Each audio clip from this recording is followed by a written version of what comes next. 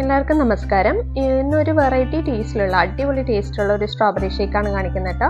അതിനായിട്ട് ഞാൻ എടുത്തിരിക്കുന്നത് ഫ്രോസൺ ചെയ്ത് വെച്ചിട്ടുള്ള സ്ട്രോബെറീസ് ആണ്. ഫ്രോസൺ ചെയ്യാനായിട്ട് വേറെ ഒന്നും ചെയ്യേണ്ട ആവശ്യമില്ല.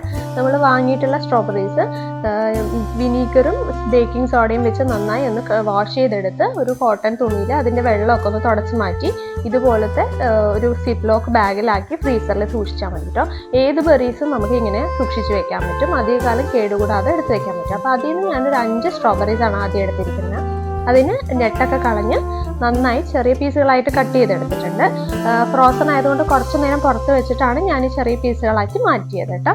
സ്ട്രോബെറീസ് ജാറിലേക്ക് മാറ്റിയിട്ടുണ്ട്. പിന്നെ ഇതിലേക്ക് ഞാൻ ചേർത്തത് ഒരു 6-7 കാഷ്യൂനട്ട് നന്നായി വെള്ളത്തിൽ സോക്ക് ചെയ്ത് വെച്ചത് ചേർത്തിട്ടുണ്ടായിരുന്നു. ആ വീഡിയോ എൻ്റെ കയ്യിൽ കട്ടായി പോയിട്ടോ. പിന്നെ ഞാൻ 2 ടേബിൾ സ്പൂണോളം ഷുഗറാണ് ചേർത്തുകൊണ്ടിരിക്കുന്നത്. പിന്നെ കുറച്ച് പാലാണ് ചേർത്തുകൊണ്ടിരിക്കുന്നത്. ഞാനിപ്പോൾ 250 ml ടോട്ടൽ എടുത്തിട്ടുണ്ട്. അതിൽ നിന്ന് കുറച്ച് പാല് മാത്രം ചേർത്ത് നന്നായിട്ട് ഒരു പ്യൂരി പരുവത്തിൽ അരച്ചെടുക്കാം കേട്ടോ.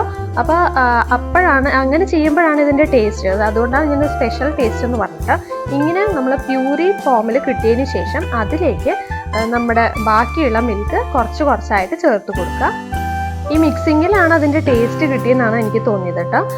സ്ട്രോബെറി ഷേക്കിൻ്റെ ഒരു ഷോർട്സ് ഞാൻ ഓൾറെഡി അപ്ലോഡ് ചെയ്തിട്ടുണ്ടായിരുന്നു. അപ്പോൾ അതിനേക്കാൾ ടേസ്റ്റ് കൂടുതൽ എനിക്ക് ഇതിന് തോന്നിയത് കൊണ്ടാണ് ഞാൻ ഈ വീഡിയോ കൊണ്ടൊന്ന് അപ്ലോഡ് ചെയ്യുന്നത്. അപ്പോൾ വീഡിയോ ഇഷ്ടമായെങ്കിൽ ഒന്ന് ലൈക്ക് ചെയ്യാൻ മറക്കരുത്.